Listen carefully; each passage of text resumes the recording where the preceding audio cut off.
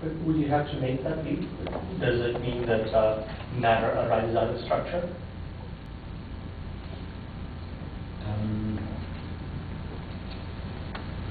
That is about your question, not about his question now, right? Or is there a connection? I don't see it. I thought I heard it in your answer. Yeah. I mean, two materially separate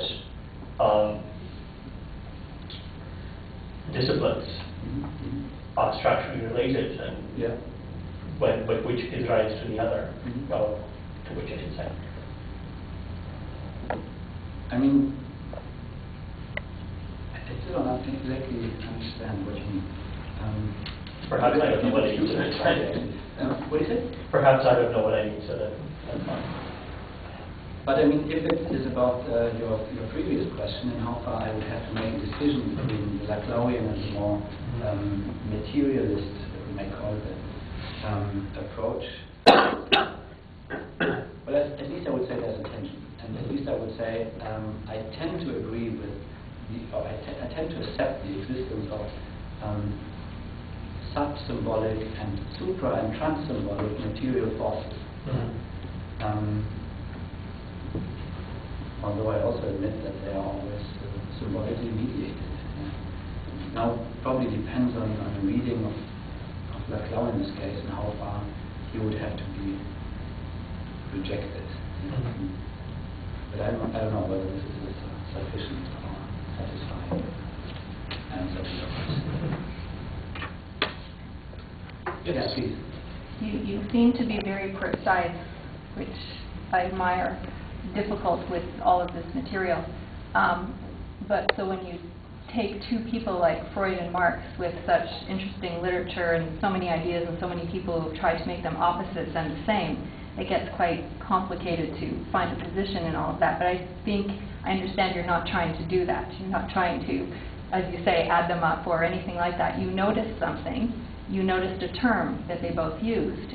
So what can we learn by exploring that? How did that happen? Where did it come from?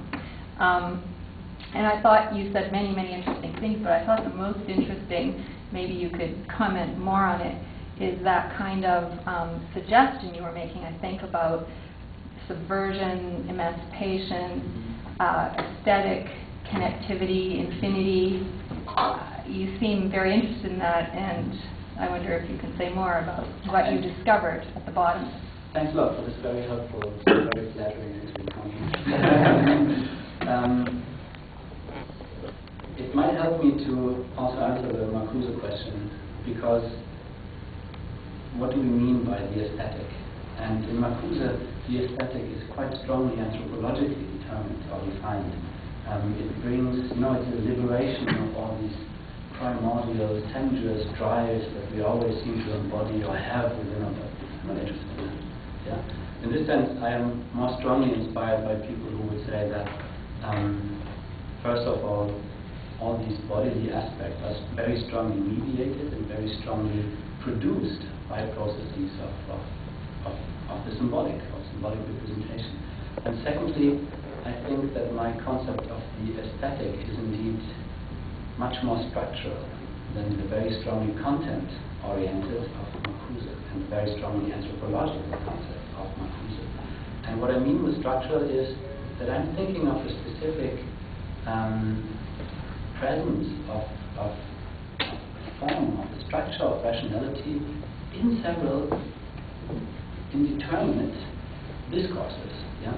So I'm taking up several elements from the aesthetic tradition, in this case partly of Scottish aesthetic tradition, but also of Kant, the free play as an indeterminate open connectivity of ideas that can never be stood still, so to speak. And I think that this structural component is very strongly present in both of their descriptions and analyses of association. So maybe this is partly why I was not really taking the Marcusean pathway, and why I tried to make sense of the aesthetic rather in structural terms than in anthropological and libidinous terms, let's say.